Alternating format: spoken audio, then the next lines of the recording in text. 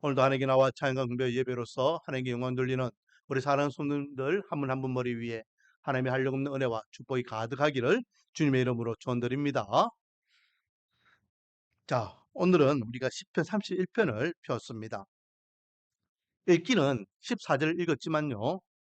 이 31편 전체 내용을 다 보도록 하겠습니다. 31편 위에 보니까 제목이 나와 있죠. 누구의 시라고 되어 있습니까?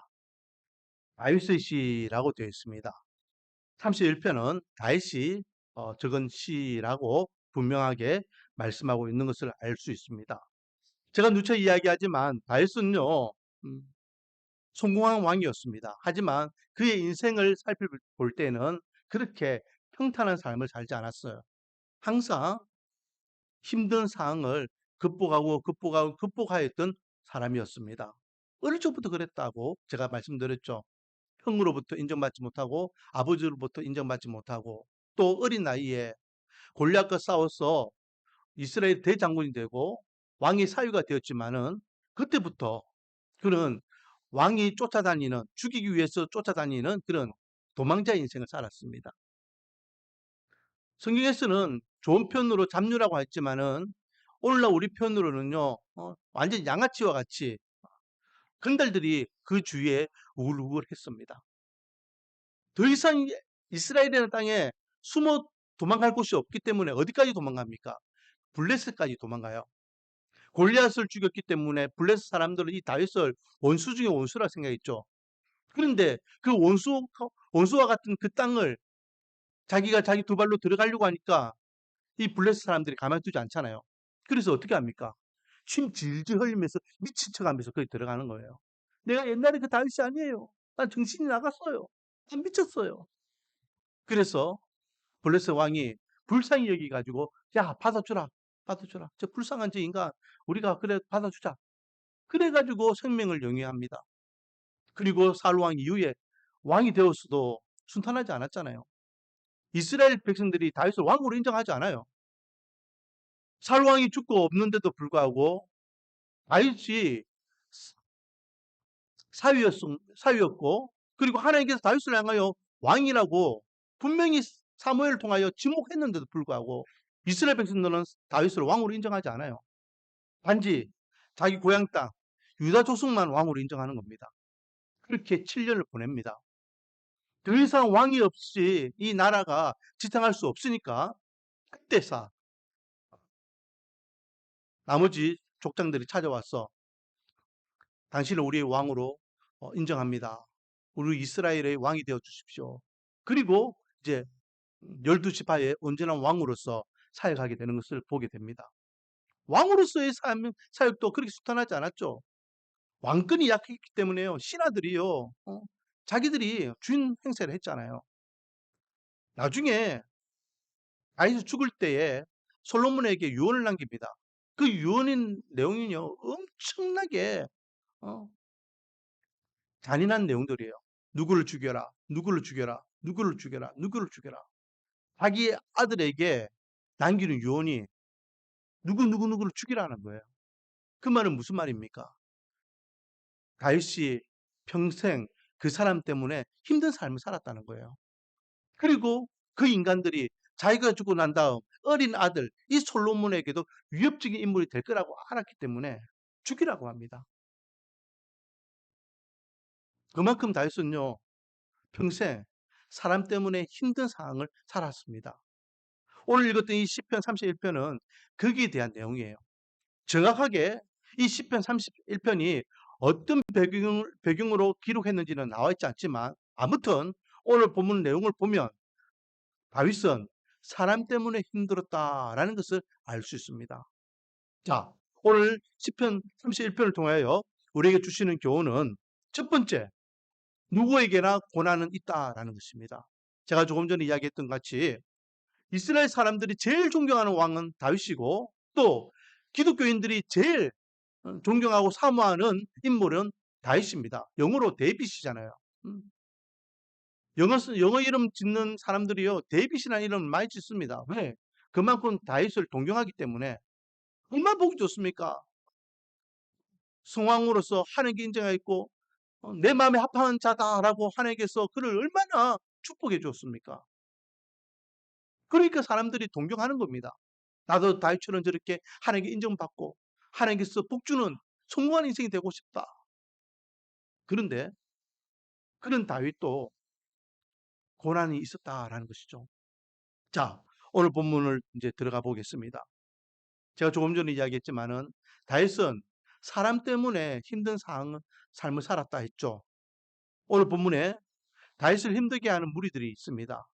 정확하게 이 무리들이 어떤 무리인지는 모르겠지만은 이 무리들에 대해서 표현하고 있는 말씀을 우리 한번 보겠습니다. 자, 4절. 그들이 나를 위하여 비밀이 친 그물에서 빼내소서. 하나님께 지금 기도하는 내용 중에 이런 내용이에요. 그들이라는 것은 지금 다윗을 힘들게 하는 무리들입니다. 다윗을 위하여, 나를 위하여 무엇을 쳤다? 비밀이 친 그물. 마치 사냥꾼이 새를 잡기 위해서 올무를 치고 들짐승을 잡기 위해서 함정을 치는 같이 그렇게 다윗을 잡기 위해서 비밀스럽게 그물을 쳤다는 거예요. 그런 인간들이 있다라는 거예요. 그런 인간들로부터 자기를 빼내 주소서, 구원해 주소서, 구출해 주소서, 건져 주소서라고 기도합니다. 6절. 내가 허탄한 거짓을 숭상하는 자들을 미워하고 그들은요 허탄한 거짓을 숭상하는 자들이었습니다. 한마디로 우상 숭배하는 자들이었다라는 것을 알 수 있죠. 그런 자들을 다윗은 미워한다라고 하나님을 향한 오로지 믿음과 신앙의 고백을 하고 있습니다. 8절에는요 오히려 더욱더 적극적으로 이런 표현을 하고 있습니다. 나를 원수의 수중에 가두지 아니하셨고 다윗을 힘들게 하는 그 무리들을 향하여 뭐라고 하고 있습니까? 원수라고 표현하고 있습니다. 음, 여러분 원수 같은 인간들이 있습니까? 생각만 하면 치가 떨리는 원수들이 있습니까? 저는 몇 번 이야기했죠. 저는 군에 있을 때에 그 원수 같은 인간 한 명 있었다고. 이번에 휴가 갔을 때 제가 이게 충남을 돌았거든요. 그때에 군에 있을 때에 같이 군 생활하던 친구도 한 명 만났습니다. 30년 만에 만났거든요. 그래서 제가 평소에 우리 아이들한테 아빠 군 생활할 때 힘들었다, 힘들었다. 남자들은 다 힘들다 하거든요. 근데 뭐 힘들었을까 했는데 그분 만나서 이야기하니까 진짜 힘들었거든요. 그러니까 이제 아빠가 군 생활을 힘들게 하는 걸 이제 알게 된 거예요. 그때 이제 그 친구하고도 이야기하면서 그때에 날 힘들게 했던 그 인간 내가 제대하면 죽이려고 했다. 뭐 그런 이야기도 또 만나서 이번에 만나서도 이야기했는데 누구에게나 다 원수 같은 인간이 있습니다. 여러분들 원수 같은 인간 없습니까? 다이스도 그런 인간이 있었던 것 같아요. 그 원수 같은 인간들로부터 나를 건져주소서라고 기도하고 있습니다. 또 그들은요 13절에 보니까 내가 무리의 비방을 들었으므로 라고 하며 그 원수 같은 인간들이 뭐 하더라? 다윗을 비방하더라. 그리고 뒷부분에는요 그들이 나를 치려고 함께 의논할 때에 내 생명을 빼앗기로 깨어있다. 비방뿐만 아니라 그들이요 뭐였어? 노예합니다. 뭘 노예합니까?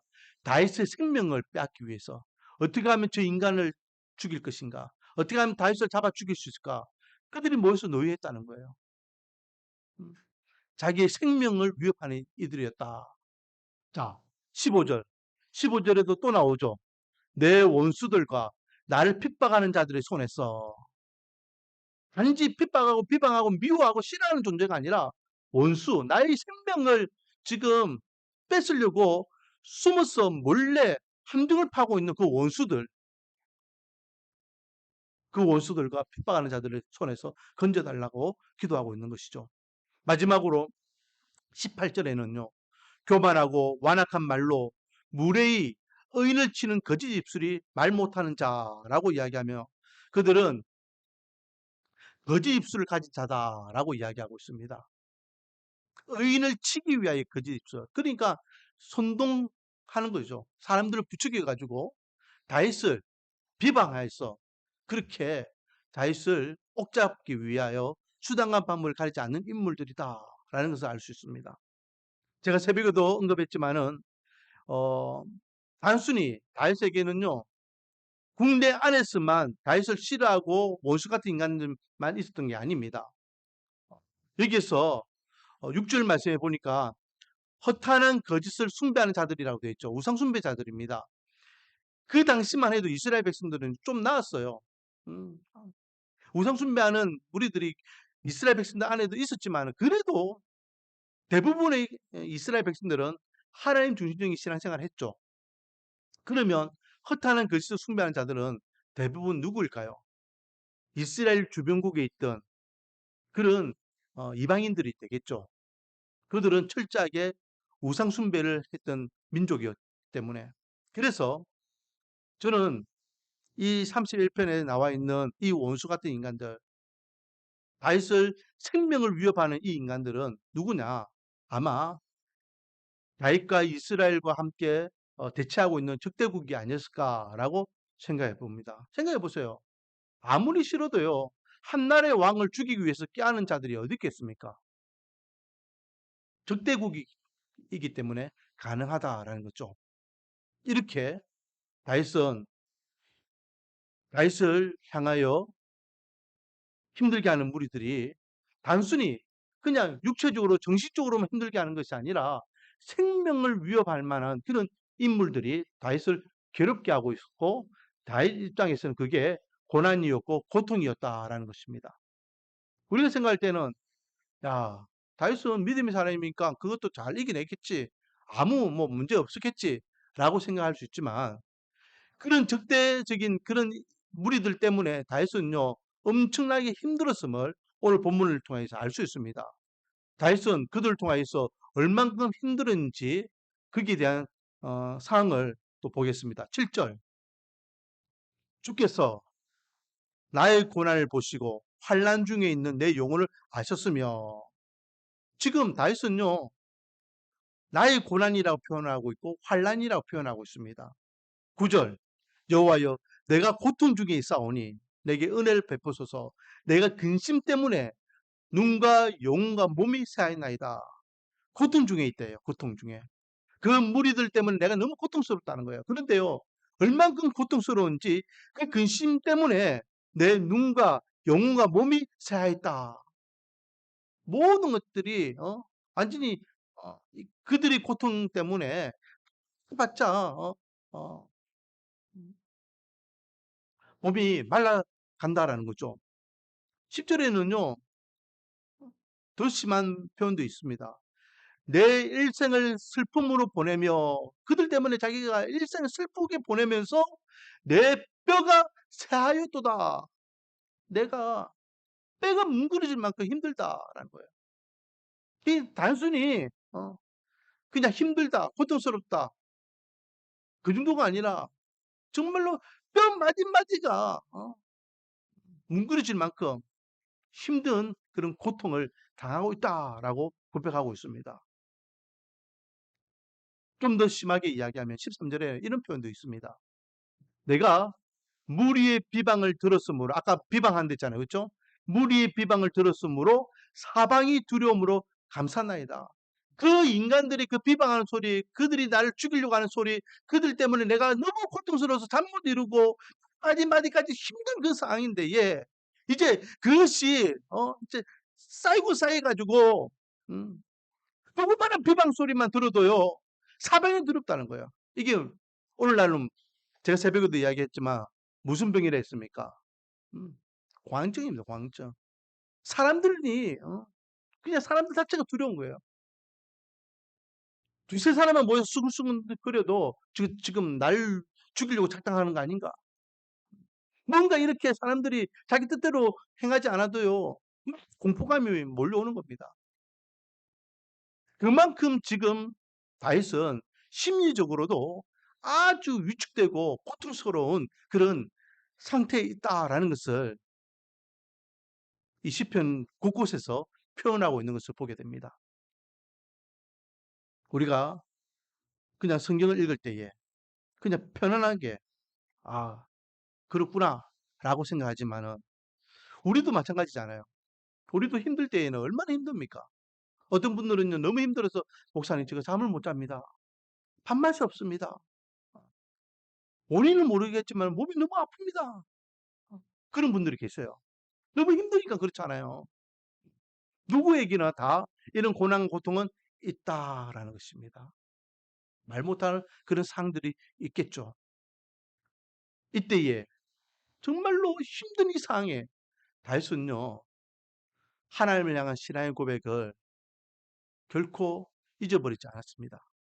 자, 오늘 우리가 14절을 읽었어요. 이 14절이 이 시편 31편의 핵심적인 말씀입니다. 그래서 제가 14절을 두 번 읽자라고 한 겁니다. 다윗은 이런 상황 가운데서도 하나님을 향하여 뭐라 고백하고 있습니까?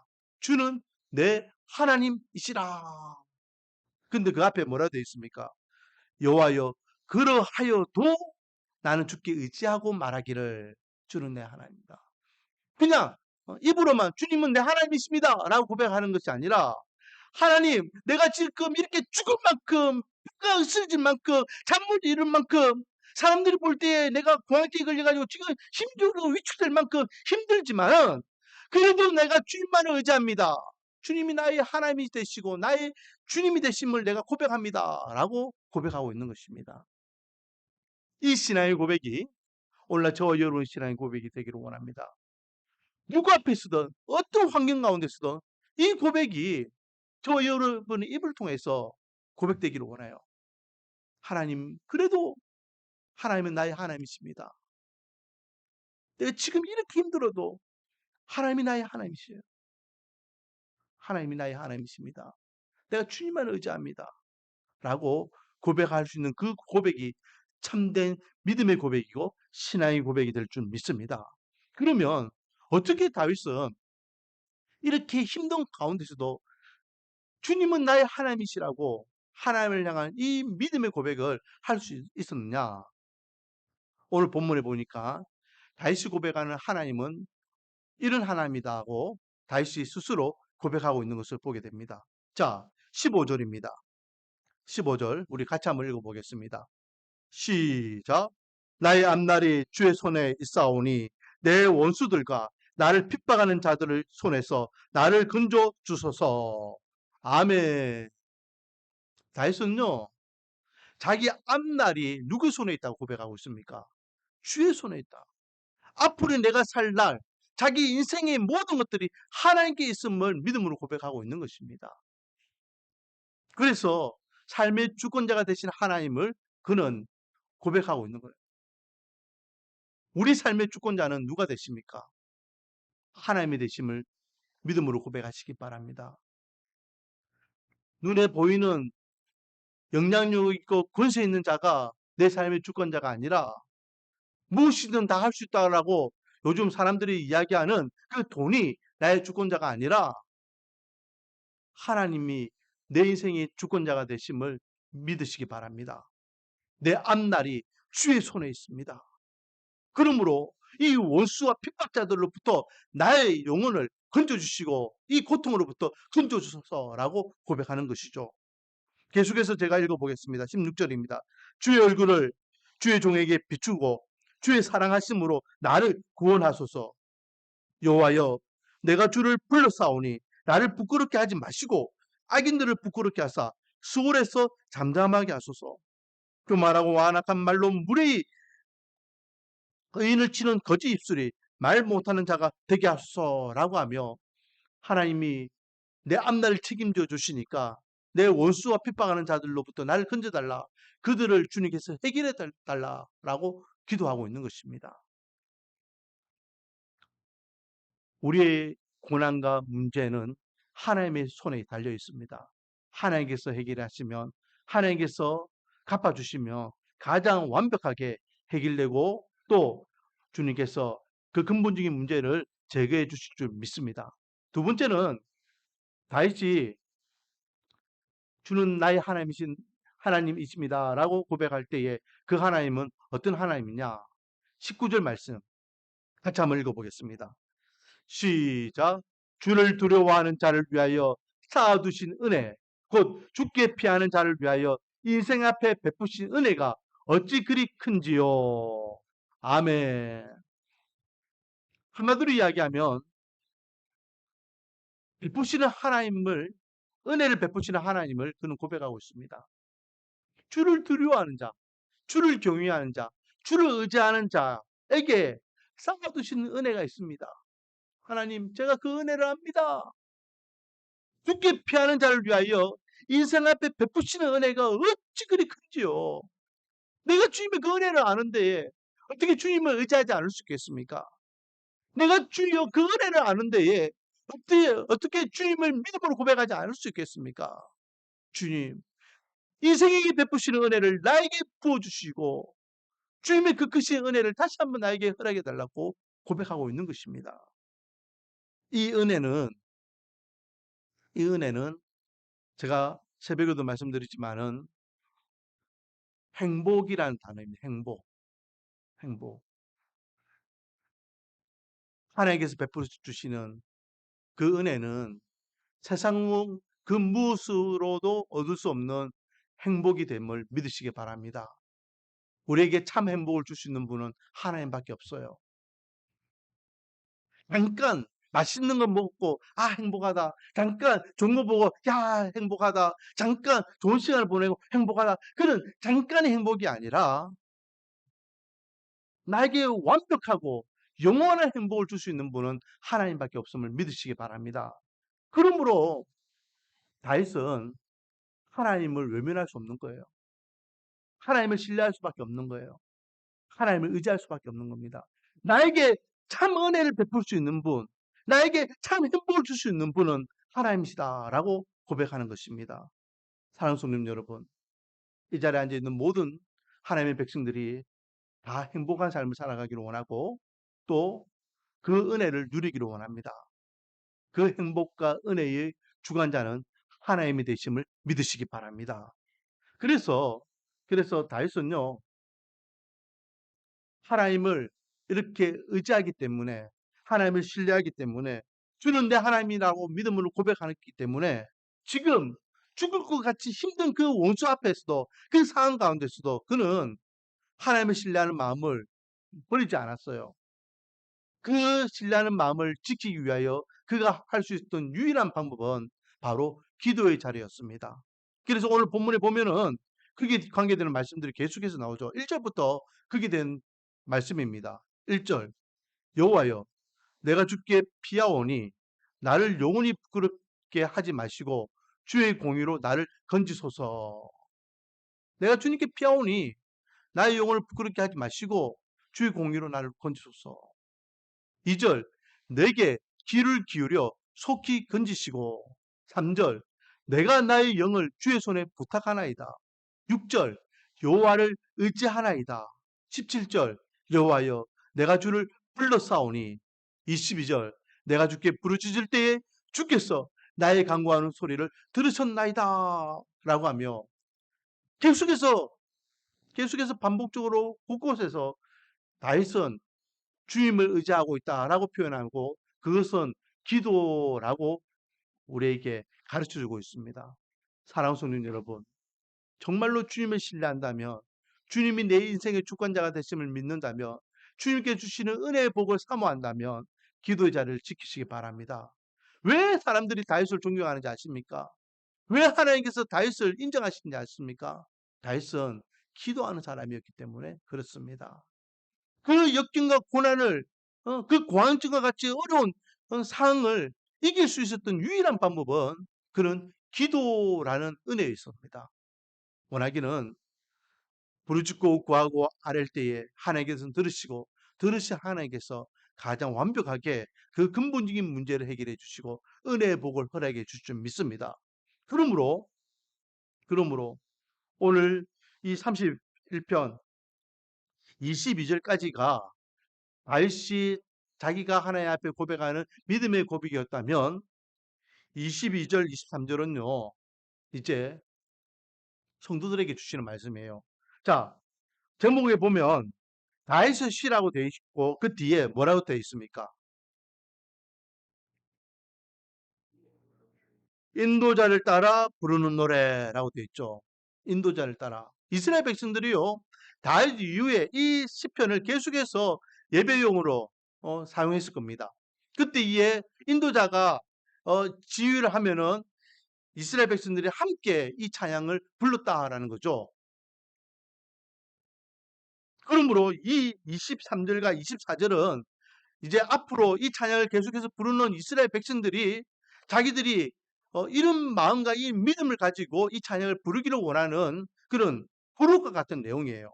자, 23절, 24절 같이 한번 읽어보겠습니다. 시작. 모든 성도들아 여호와를 사랑하라. 여호와께서 진실한 자를 보호하시고 교만하게 행하는 자에게 엄중히 갚으시느니라. 여호와를 바라는 너희들아 강하고 담대하라. 아멘. 그러므로 너희 모든 성도들아, 이스라엘 백성들아, 하나님의 자녀들아, 여호와를 사랑하라. 여호와를 사랑하고 여호와를 신뢰하고 여호와를 의지하면 신실한 자를 하나님께서는 보호해 주시고 괴롭게 하고 힘들게 하는 그 원수 같은 인간들을 하나님께서 대신 엄중히 갚아 주실 것이다. 그리고 24절에는 그러므로 여호와를 바라보는 너희들아 강하고 담대하라. 흔들리지 마라. 그 고난과 역경 때문에 원수 같은 인간들 때문에 믿음과 신앙이 흔들리지 마라. 라고 당부하는 것입니다. 이 말씀이 오늘날 우리에게도 동일하게 적용됩니다. 저 여러분을 향하여 믿음의 성도들아 여호와를 사랑하라. 하나님께서 책임져 주실 것이다. 흔들리지 말고 강하고 담대하라. 하나님께서 반드시 갚아주시리라. 약속하고 있는 말씀임을 믿으시기 바랍니다. 그러므로 우리에게도 다윗처럼 남들에게 말 못할 역경과 고난과 어려움이 있을 겁니다.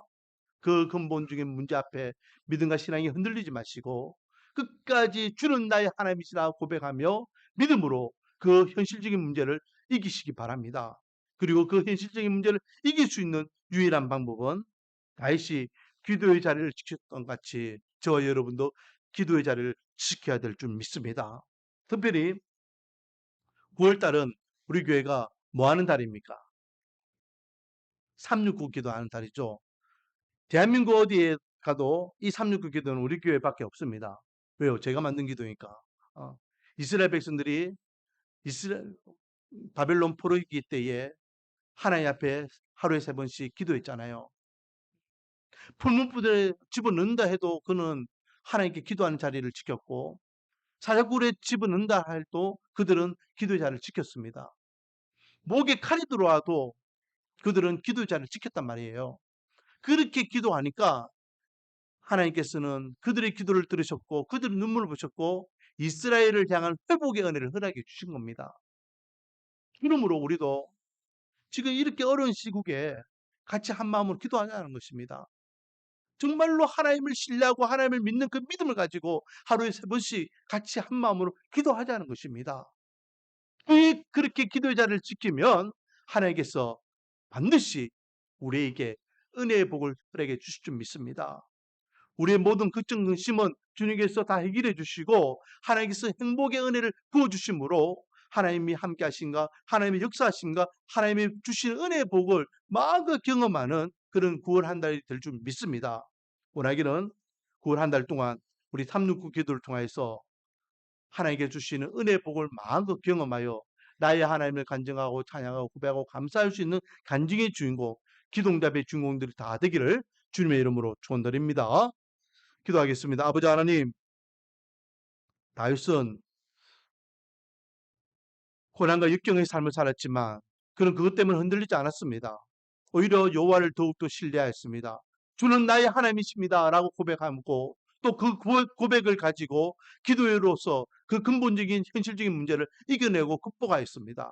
아버지요, 우리 말씀 어느 교회 성도들 가운데 어떤 역경과 고난과 또 환란이 있습니까? 여호와는 나의 하나님이시라 그 고백을 하며 그 고백 위에 기도의 자리를 지키기를 원합니다. 특별히 9월 한 달 동안 우리가 369 기도를 나아갑니다. 이스라엘 백성들이 하나님 앞에 기도할 때에 내 눈물을 보았고 내 기도를 들었다 말씀하셨고 회복의 은혜를 주셨던 같이 우리 말씀 은혜교회가 한 마음을 함께 기도 부르짖을 때에 우리의 기도를 들으시고 우리의 눈물을 굽이 살피시사 은혜의 복을 다하여 주시옵소서. 그래서 반드시 9월 한 달 동안 응답하신 하나님을 나의 하나님이라 간증하고 찬양하고 감사할 수 있는 간증의 주인공 기도응답의 이술들이 다 되게 은혜의 복을 다하여 주시옵소서. 예수님의 이름으로 기도드립니다. 찬양 드리겠습니다. 찬송가